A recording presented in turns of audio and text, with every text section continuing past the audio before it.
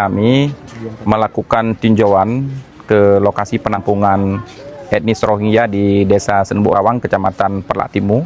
Di sini masih ada 240 lagi pengungsi etnis Rohingya yang sebelumnya juga mereka didaratkan di Kuala Parit dan sudah digabung dengan pengungsi yang ada di sini. Penanganan di camp ini di-handle oleh IOM dan UNHCR, serta juga didukung penuh oleh masyarakat setempat. Saya meninjau langsung bagaimana proses penanganan pengungsi.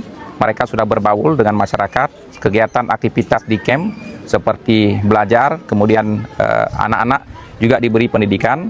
Bahkan ada yang beberapa di antara anak-anak ini sudah bisa bahasa Aceh dan juga bahasa Indonesia. Nah, ke depan IOM bersama dengan UNHCR juga akan coba melakukan peningkatan pembangunan terkait dengan shelter yang akan ditempati oleh para pengungsi nantinya. Ya, saya berharap proses penanganan ini tetap berjalan dengan normal, ya, tidak ada persoalan antara para pengungsi juga dengan masyarakat. Laporan tokoh masyarakat dan para gisi di sini, ya, komunikasi berjalan dengan bagus, hubungan dengan pengungsi juga sangat bagus sekali.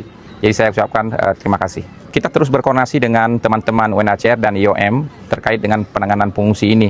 Bahkan untuk proses bagaimana pembangunan lanjutan terkait dengan shelter, kemudian dan fasilitas-fasilitas lain, ya, kami juga instan melakukan komunikasi dan memberi arahan-arahan serta pendampingan terkait dengan lembaga di bawah PBB ini.